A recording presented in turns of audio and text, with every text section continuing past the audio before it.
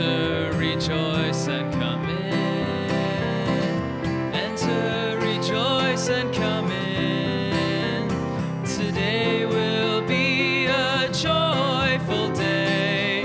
Enter, rejoice, and come in. Open your ears to the song.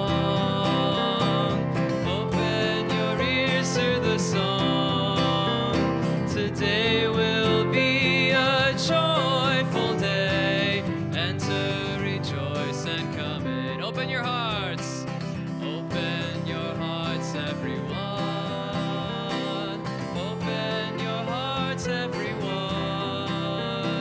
Today will be a joyful day. Enter, rejoice. Don't be afraid of some change. Don't be afraid of some change. Don't be afraid of some change. Today will be a joyful day. Enter, rejoice, and come. Enter, rejoice. Enter, rejoice, and come in. Enter, rejoice, and come in. Today will be a joyful day. Enter, rejoice, and come in.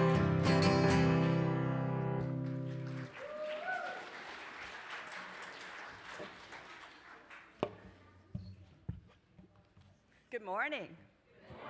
That was pretty rousing. Woo. All right, good morning. I'm Lisa Casto. I'm happy to welcome you to Horizon Unitarian Universalist Church. My pronouns are her, she, her, hers. I'm serving as your worship associate this morning. I'm joined by our worship leader, Reverend Chris Rothbauer, whose pronouns are they, them, their. We're excited to welcome you to our worship service this morning. We're really glad to have you with us today, whether you're joining us in person or virtually, whether you're here for the first time, or whether you've been here for longer than you can remember. Here at Horizon, we welcome people of all faiths and of no faith in particular. Whoever you are, whomever you love, whether you are on your journey, you are welcome among us. Please be our guest after the service for coffee and conversation in the fellowship hall.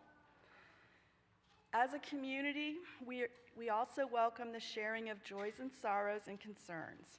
You're welcome to fill out a joys and sorrows slip on the table near the Welcome Center, in the pockets of chairs in front of you, and on the joys and sorrows table in front of the sanctuary. And/or you're welcome to light a candle.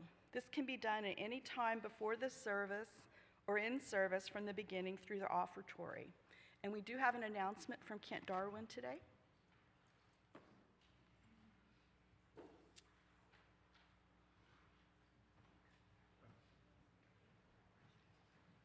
Good morning. Good morning. Two things I'd like to share with you. Today is the last day of Allison Mendez's exhibit in our sanctuary. And those of you who consider her art and maybe want to purchase a piece will be getting a bargain because of her talent. She is a young artist, age 25 almost, if not 25. She is only beginning her art career, and I think that those of you who have the good fortune of owning a piece of art will be pleased that you made that decision. Next week, we start a new exhibit, and again, it's going to be a mother-daughter exhibit that will go September through the 27th of October. The daughter's 18. The mother is a truck driver, 18-wheeler, and has been since 2004, and her art gives her a way to unwind.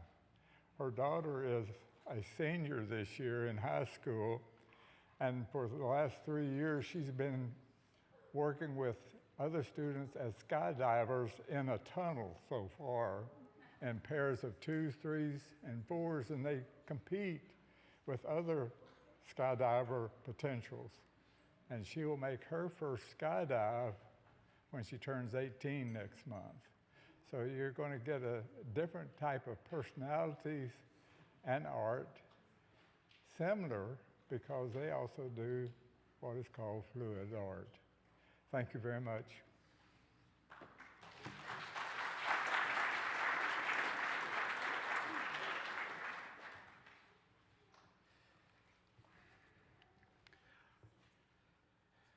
Let us enter in with these words this morning from Linda Hart. The travelers had come a long way and had a long way yet to come. And yet, they were on the road. Others on the road may tell them that they might find a spring with water so cold it might hurt their teeth, or a place of shelter or calm. But they persisted.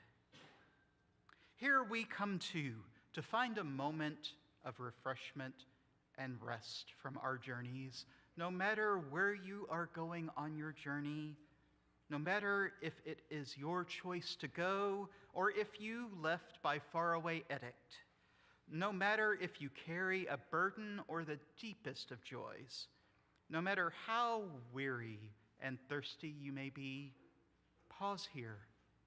Take a quiet breath. Rest in peacefulness. Be renewed and restored. For in a short while, the journey will continue with its worries and troubles and joys and promises. Until then, let us join together, minds, hearts, and worship.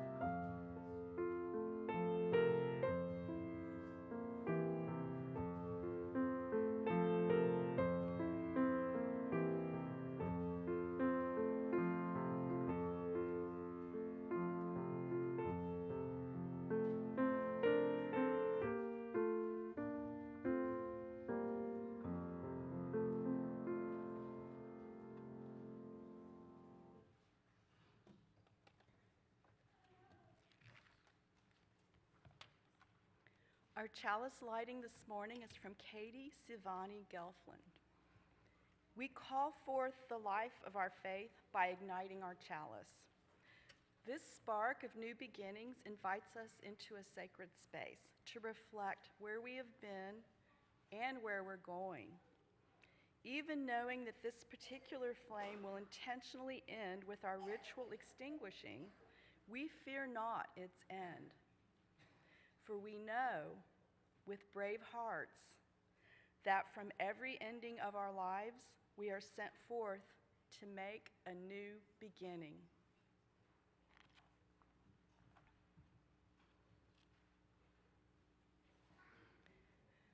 Please join me in our affirmation, which is printed on the back of your order of service and projected on the screen. Love is the doctrine of our church. The quest for truth is its sacrament, and service is its prayer. to dwell together in peace, to seek knowledge and freedom, to serve humanity in harmony with the earth. Thus do we covenant together. I invite you to rise in body or spirit and join us in singing our opening hymn, hymn number 356 in the gray hymnal. Will you seek in far-off places?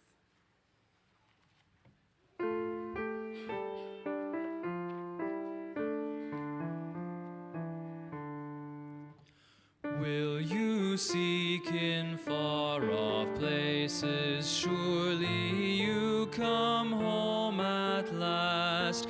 In familiar forms and faces, things best known, you find the best.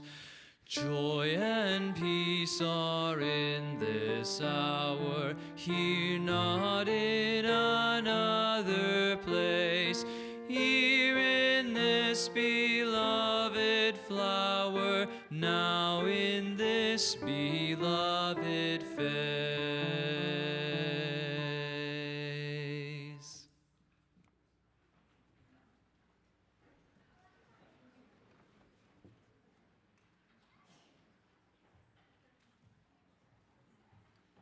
Just a second while I get my costume on.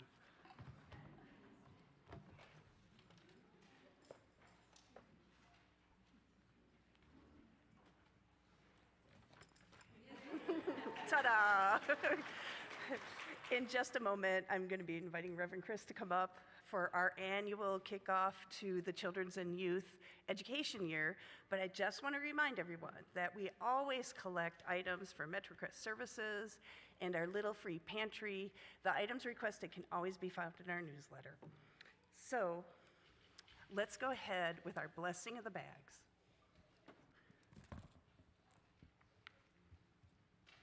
It's a tradition at Horizon to begin the new program year in growth and learning what is called the blessing of the bags. Today, new programs for our children and teens begin, and adults participating in new classes and groups are starting too. Will everyone please hold up the bag that you brought with you today? I invite you to either rise in body or in spirit with the bag you brought today. Maybe they could hold up imaginary bags. Yeah, for- you could hold, Lauren's Yes. right, you could hold up your bag of spirit.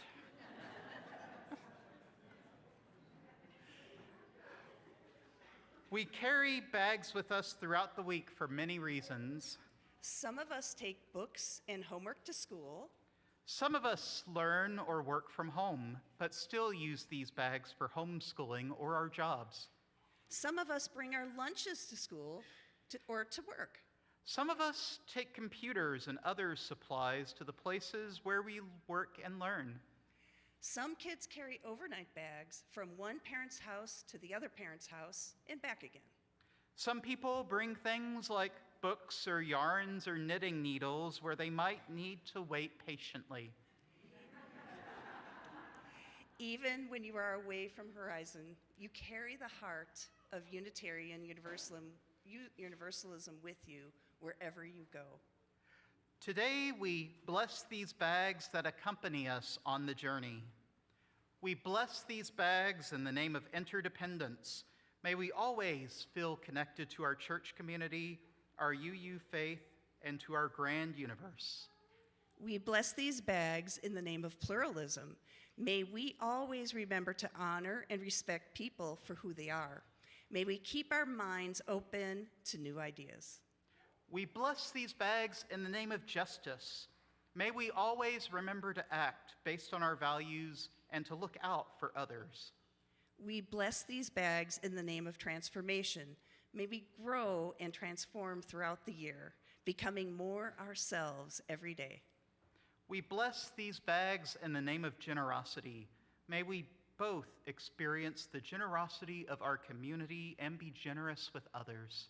We bless these bags in the name of equity. May you remember that we are all inherently worthy, and each of us has the right to flourish with dignity, love, and compassion. We bless these bags in the name of love. May you always remember that you are loved at Horizon. May you remember to love yourself and to love each other. These tags that are going to be passed to you are to remind you of the support of this community and that we are always learning. When times are hard, hold the tag you'll choose today and remember that you can rely on this church and our shared values. Take your values with you wherever you go. And your bag might not look or feel any different, but the next time you use your bag, we hope you will remember that we've added our blessings. So as you pack your backpack, or your gym bag, or your lunchbox, or your purse, or your briefcase, with all the tools you need to do your daily work, think about the blessings you bring from your church community. Amen, and blessed be. And now, can the ushers come forward? Pardon me, you may be seated. And now, can the ushers come forward with the baskets of tags? When the baskets come to you, please choose a tag for yourself and family members not present to take home and attach to your bag.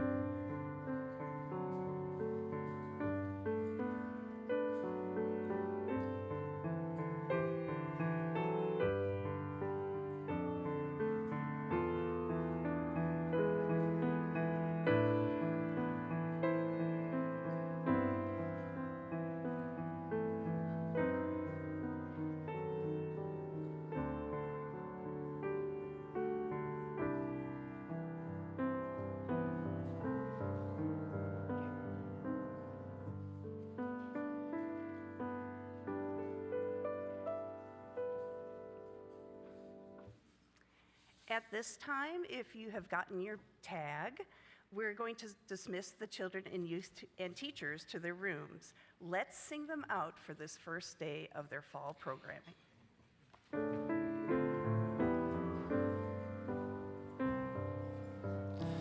May your mind be open to new learning. May your lips bring truth into the world. May your heart know love and your hands do the work of justice as you go your way in peace, as you go your way in peace.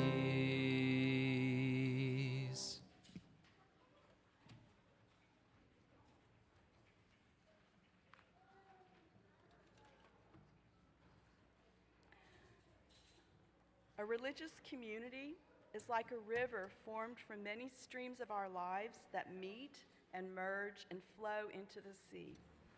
As members and friends of this religious community, we share our time and energy, our creativity, imagination, and vision, our talents, skills, and gifts, and the streams of our individual lives to create a river that is both deep and broad, a river that is made of many streams, sustains life, and refreshes the land through which it flows. But the river of this community also depends on our shared financial support that makes real our shared values and vision. We will now receive the offering for the support of this religious community and its work in the world. You're invited to give generously and joyfully as you are willing and able. Thank you to our members and friends who give and pledge electronically. If you would like to give electronically, you may do so on our Breeze app or online at horizonuu.org/donate. uu.org/donate. The offering will now be joyfully given and received. Thank you for your generosity.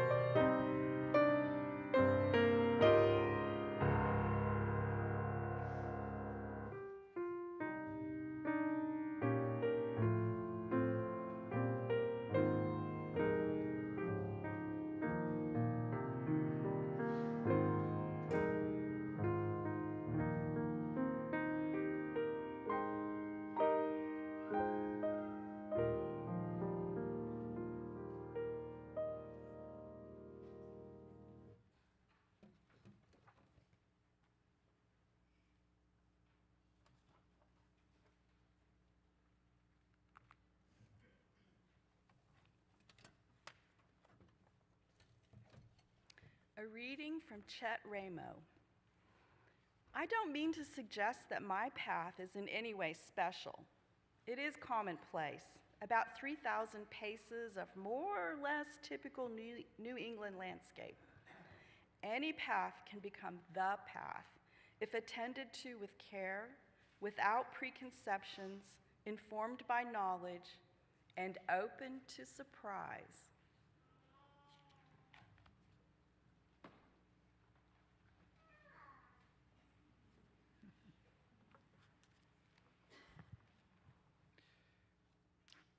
How do I get to where I need to be?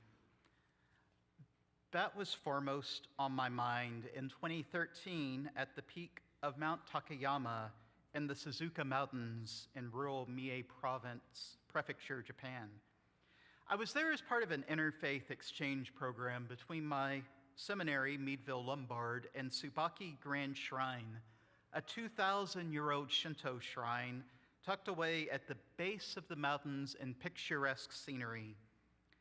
I was a couple weeks into my month-long stay there, and I could almost feel the spirits of those mountains calling to me, asking me to take a hike to the peak, where a shrine to one of the resident kamis or divine spirits could be found. Though initially hesitant, the priests gave me permission to do the hike once they were satisfied I had previous hiking experience. So I set off that day, walking the many steps to the peak of the mountain where I was greeted by a clearing surrounded by trees and flowers, the sun shining overhead in its summer splendor. I sat in the clearing and meditated, feeling positively giddy to be where I was, my lifelong dream of visiting Japan fulfilled. I even felt awestruck watching a little bug crawl by me, oblivious to my presence and the many emotions boiling up in me at that moment. I sat there maybe a half hour when I realized I should probably head back down the mountain before sunset.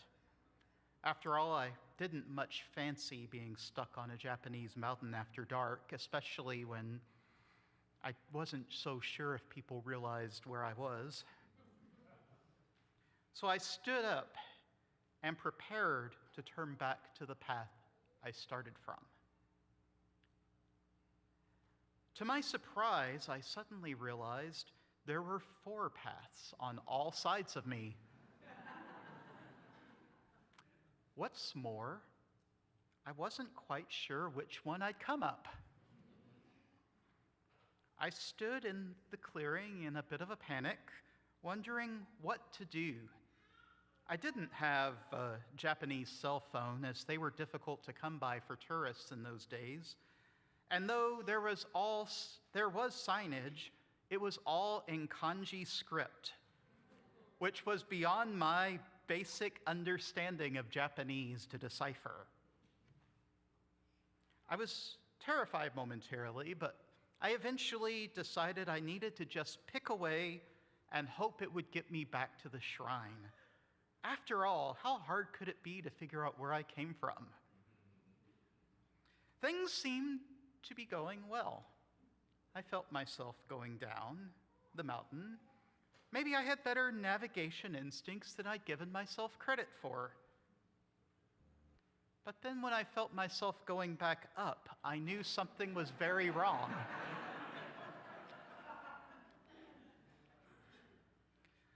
I tried to retrace my steps several times, but I found myself growing more and more confused.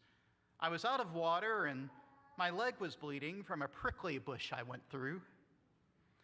I decided the most important thing at that moment was to get myself off the mountain.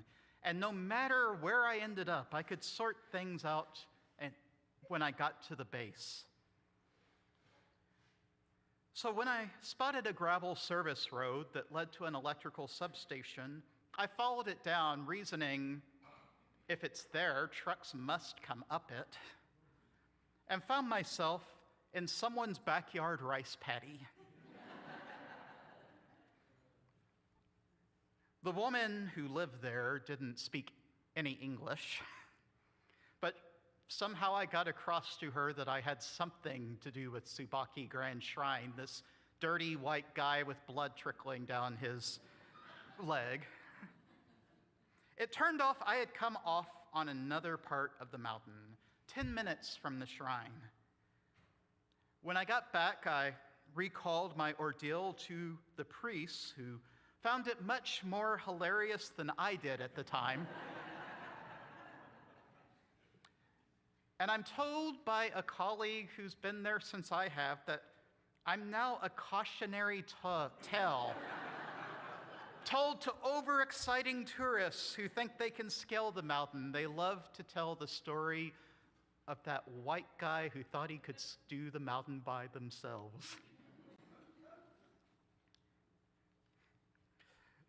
Since the earliest of our animal ancestors gained the ability to move through the environment, animals have left trails to help them find their way, and that was, in theory, what those trails were supposed to do for me those days. They often serve practical purposes. For instance, ants often leave behind a trail so that other ants can find their way to tasty food. And in Africa, ancient migratory trails are so ubiquitous to animal populations that elephants have been known to rediscover old trails that were blocked off by humans for decades. Humans are no different. Every inhabited continent on Earth is full of trails created by people to give guidance where they could go. Robert Moore, author of On Trails, an Exploration, puts it this way: we're born to wander through a chaos field, and yet we do not become hopelessly lost, because each walker who comes before us leaves behind a trace for us to follow. Entire civilizations are built around trails, from the Roman roads that connected the empire to faraway reaches, to the elaborate system of trails that many Native American nations used to remind them of what was important to their people. Incidentally, the indigenous American trails were so elaborate that white colonialists were often forced reluctantly to hire Native Americans to find their way through the Americas. It was the only way to figure out what the trails meant if you didn't have that inborn knowledge. When a trail works, Moore says, it reduces the number of options we have for where to go. Rather than opening up the world, our options are reduced to what people have before us decided was the best way to go. This may seem depressing until you realize that walking off trail can be quite treacherous. In fact, Moore says, and this is a fact that I can testify to from my day at the top of the Suzuka Mountains, a person off trail is likely to become so confused that they walk around in circles without even realizing it. Trails keep people and other animals on the quote-unquote right path, helping us to get somewhere that is beneficial, even if, in the case of the Suzuka Mountains, for instance, that benefit is purely to the aesthetic sensibilities of urban dwellers like myself, who need to be reminded how truly awe-inspiring the world can be.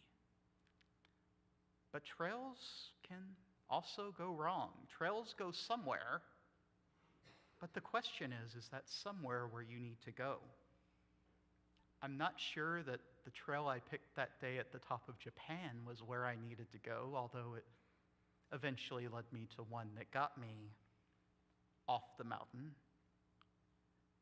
But a trail that once had meaning for people can be meaningless to others, or perplex people like myself, not versed in the cultural and linguistic peculiarities of the larger geographic context. Sometimes to stay on that trail means to go around in circles. Sometimes literally. Who knows if I didn't keep coming back to the clearing and maybe taking the same trail over and over again, thinking I was trying something new. Or sometimes metaphorically. What do we do when the well-worn trails that once guided pilgrims to holy shrines don't make sense anymore? When they end up taking us on diversions that threaten to lose us in the mountains of our own wanderings?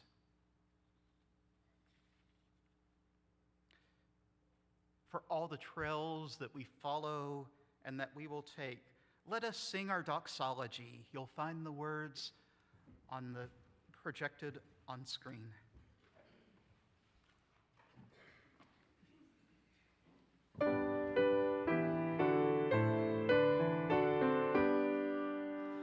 From all that dwell below the skies, let songs of hope and faith arise. Let peace, goodwill on earth be sung, through every land, by every tongue.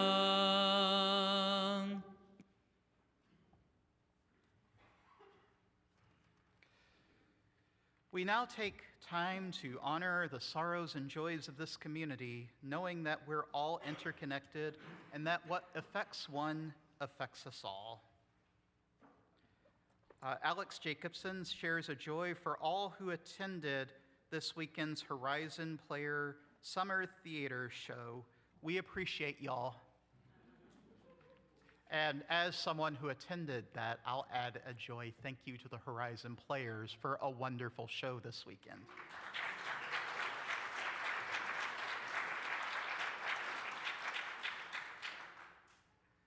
A joy, Menica and Bosker. Yesterday we celebrated 28 years of marriage.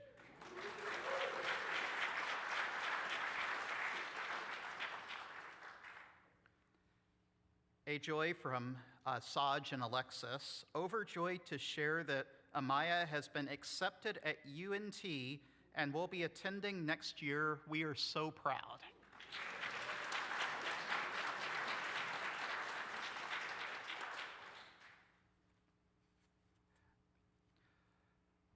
Now, full disclosure, I received a few sorrows about this one, but I'm going to read the one that Judy Metter submitted because I think it'll give us a little bit of context. She shares it on behalf of Bunny and Bob Summerlin. A sorrow that a last-minute change with movers necessitated that we move yesterday, and we'll miss your farewell hugs. But a gratitude that we have shared love that comes with spiritual growth. Standing together for justice will miss you immensely. With love, Bob and Bunny. And P.S., Judy says, the box with notes in the lobby will be mailed to them next week.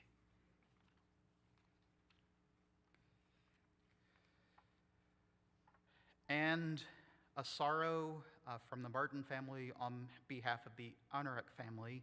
Comfort the Honorek family after the loss of their mom, wife, and daughter, Jessica, to breast cancer.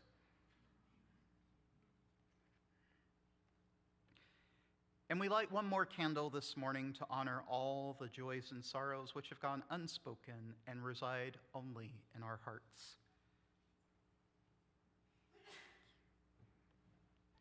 Please join me in the spirit of prayer or meditation in whatever way feels right with these words from D. Scott Cooper. After the reading, we'll have a space of silence, which will be broken by our responsive hymn, number 1009 in the Till Hymnal, Meditation on Breathing. We bow our heads in order to imagine not one path, but many. We imagine a path forward for those who cannot imagine any path forward because of poor health, financial hardship, financial crises, and other roadblocks we cannot begin to understand or imagine. We struggle to imagine a path forward for those who are forced to leave a homeland and those unable to leave a war-torn homeland despite their lives being in danger. We imagine a path forward for those who leave their homes to make a better life for their families elsewhere. May we be a welcoming presence along that path towards hope. We come together to imagine a path forward for those of us despairing because we do not seem to know our country nor our neighbors, despite the fact that we have not moved at all. May we be the good we are hoping to find as we travel side by side down the path towards hope. We imagine a path forward for those who feel lonely. May we take one another's hands as we walk that path towards community. Truly, we know as we imagine these ways forward and take one another's hands, the paths will lead to hope. The roads will lead to beloved community, and the arc will bend towards justice because we have dared to travel with love in our hearts. We now join together in a time of silence.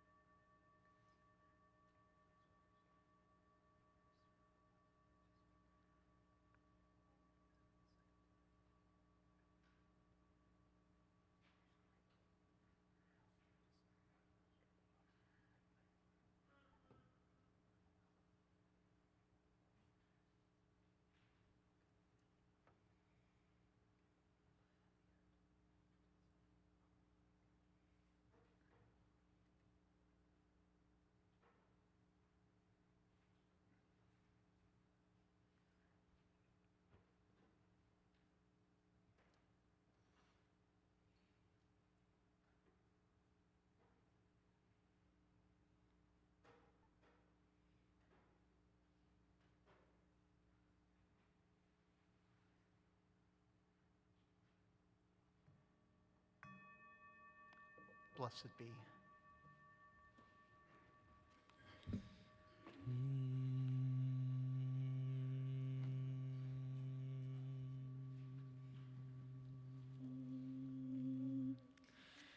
Breathe in, breathe out, breathe in, breathe out. When I breathe in, I breathe in peace. When I breathe out, I'll breathe out love. When I breathe in, I breathe in peace. When I breathe out, I'll breathe out love. When I breathe in, I'll breathe in peace. When I breathe out, I'll breathe out love. When I breathe in, I breathe in peace. When I breathe out, I'll breathe out love. Breathe in, breathe out, breathe in, breathe.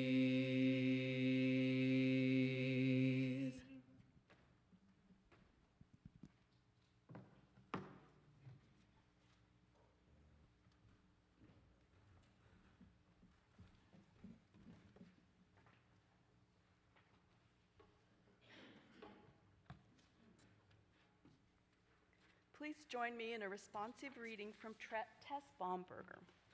You'll see your response printed in your order of service and printed on the screen behind me. From the busyness of every day, we gather once a week to remember who we are, to dream of who we might become. We travel this road together. As companions on this journey, we share the milestones we meet along the way. Individual moments of joy and sorrow become shared moments of comfort and celebration. We travel this road together. We share this journey across differences of belief and opinion because we value diversity and because we care for one another. We travel this road together. Today, as we take the next steps, let us notice our fellow travelers, the burdens that they carry, the songs that inspire their hearts. We travel this road together. As we gather in beloved community, let us open the holy havens of our hearts. Let us share the sacred spaces of our souls. For we are pilgrims who share a common path. We travel this road together.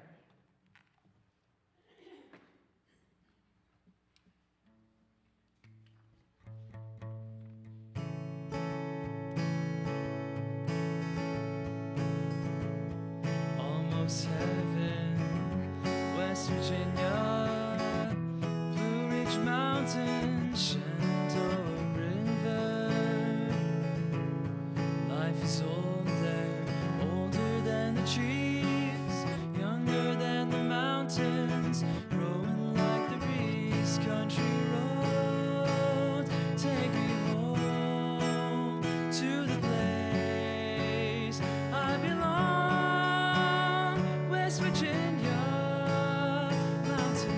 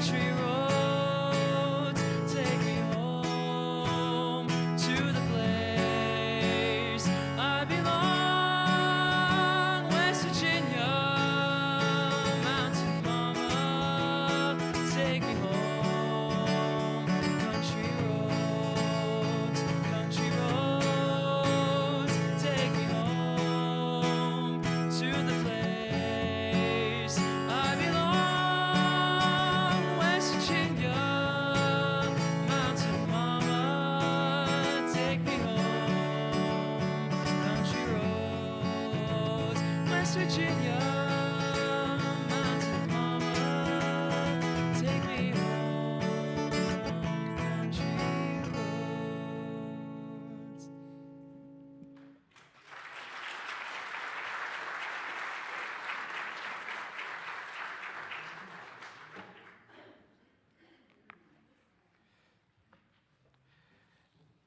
It's appropriate, I think, that we often talk about the spiritual life as a journey. What that journey means can vary from one person to another, but it's clear that there is some path for us to follow or discover, often laid out by elders and wise people from time immemorial. The implication is that if we only follow that path, surely enlightenment or heaven or maybe just pure bliss is just around the corner waiting for us to embrace it. And yet, it keeps running the other way. The problem, I think, is that this assumes that we all need to go to the same place at the same time in the same way, as well as the assumption that paths never stop being useful. I recently watched a YouTube video about, and Kel, when he picked this, had no idea this was going to be in the sermon, McDowell County, West Virginia. A coal mining town that's been hit hard by a dwindling need for coal miners, as alternative fuels and increased machinery and technology meant that fewer workers were needed. The county has dropped in population from nearly 100,000 people in the mid-20th century to just over 19,000 today. Life is hard for those who are left in abandoned houses and storefronts that never serve a purpose are everywhere, meaning much of the county has turned into a ghost town. What was apparent in the video as the creator drove his SUV through old roads that probably hadn't seen a human in years and with constant fear of going off the side of a mountain, is that in the absence of use, nature reclaims trails very quickly.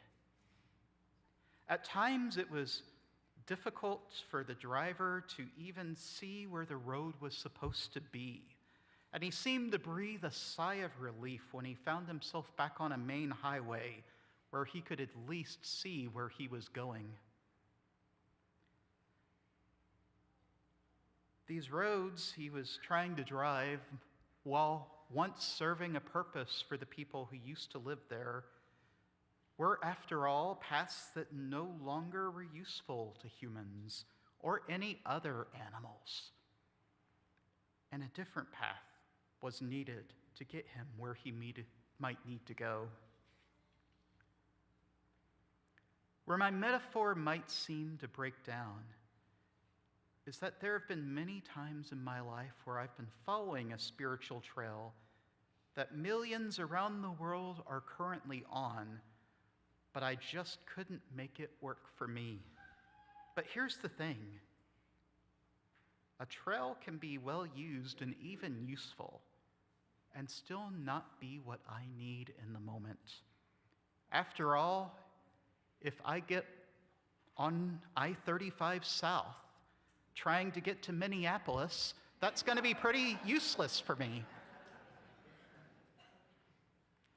There are different times in each of our lives when we'll need to decide if the road we're following is getting us to where we need to go. And there might be a time when I want to go to Minneapolis, just not in January. Robert Moore talks a bit about this in The Design of Hiking Trails, a relatively recent phenomenon in the history of human movement, since walking hasn't always been for purely pleasurable purposes. The bane of hiking trail designers is that it's often difficult to keep people on the main path. If, for example, People are hiking and can hear a waterfall nearby. If you don't find a way to get them to that waterfall, you're going to start seeing their own trails, often called desire paths, created in the landscape from the number of people who will go off trail in order to find a good view of the water. In some way, that's what the little ants are doing when they leave a trail so others can find food. The task for a good trail designer, then, is finding a way for hikers to get to the waterfall without having to create desire paths in the landscape. The question for us is whether those who created our trails succeeded, or whether we'll be forced to forge our own path to find what we need in that moment. This is my question for you. Is your trail working? Or can you hear a waterfall in the distance that would enrich your experience more than simply following the trail if you could only find a way to get there?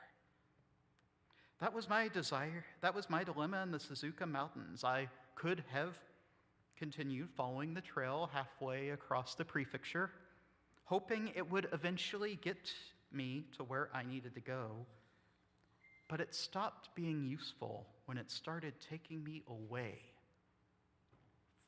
from the people that I needed to get back to, away from the shrine. At that moment, it felt equally like I might get lost in the mountains without a way to call for help, something that didn't sound particularly appealing. It was by following another way, a service road that wasn't actually built for me, that I eventually found my way back.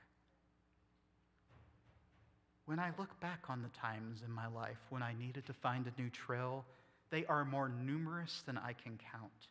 If I hadn't gotten off the academia trail, I might not be here before you today. I might be in some philosophy class teaching a bunch of freshmen intro to philosophy. If I'd gone a more traditional route out of high school, the same thing might have happened. There have been times in my life when I needed to make decisions, that things just weren't working, where I needed to find another way. I suspect it's that way in some of your lives as well. Despite this, despite the fact that I know in my bones that it's okay to leave the road, it's often still a difficult task for me that I need to be talked into, because I don't want to get off and start wandering around in circles for a few years. Still, when I hear the waterfall in the distance, I need to decide whether it's still important for me to stay on the trail, or whether it might be worth it to forge my own desire path, even at the risk of being lost. And here's the most difficult thing, and I'll save this for any of you who might ask me in the receiving line. I can't tell you which one is right. A compass may be useful on the trail, but it only tells you which way you're going, not if you're where you should be going. A compass in Mexico City and Cape Town will both face north if you go north, but not both of them will get you to Europe. That takes discernment and a little bit of wisdom to figure out what we each want from our lives. This is the task, isn't it? Figuring out if the trail we're on is still useful and if we want to be on it. There will always be waterfalls in the distance that seem better than where we're going, and sometimes they are. The question is whether they're really if they really are, or whether they're simply a distraction getting in our way. But here's what I think if there's one thing I've learned over the years, it's that there's not truly a wrong path in life. I mean, paths are paths. They go somewhere. That's what they're designed to do. I hope I would have eventually found myself off the mountain if I'd kept following the path. Or maybe I wouldn't.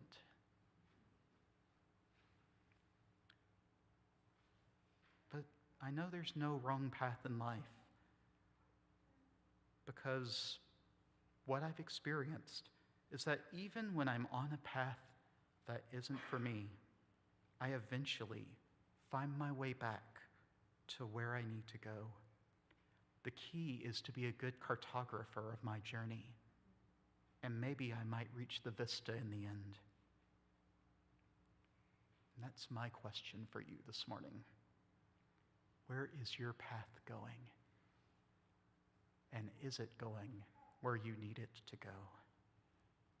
May each of our paths lead us to the vistas that will mark a life well lived.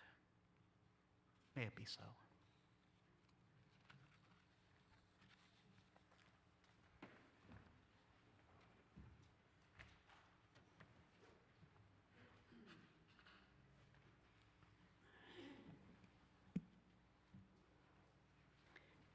We extinguish this flame, but not our commitment to welcome radically, love boldly, grow spiritually, and serve courageously. This we do because we envision a beloved community filled with compassion, helping all to thrive in a just world. I would like to invite you to rise in body or spirit and join us in singing our closing hymn, number 295 in the gray hymnal, Sing Out Praises for the Journey.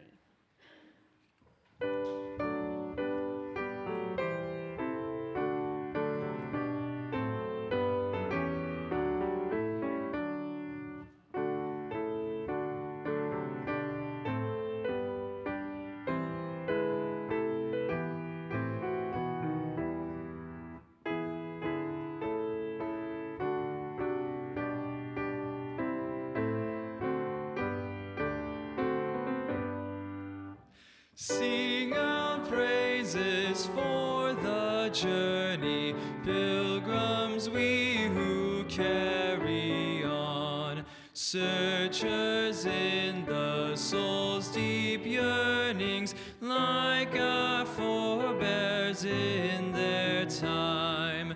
We seek out the Spirit's wholeness in the endless human quest.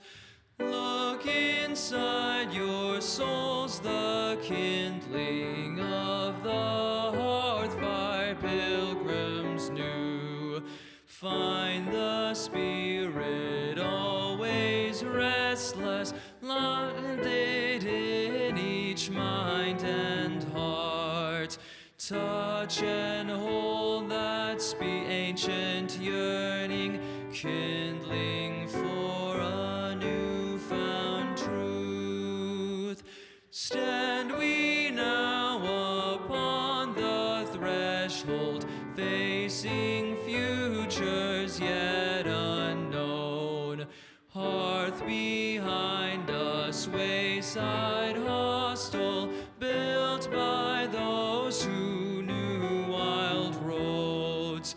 Guard we ere their sacred embers, carried in our minds and hearts.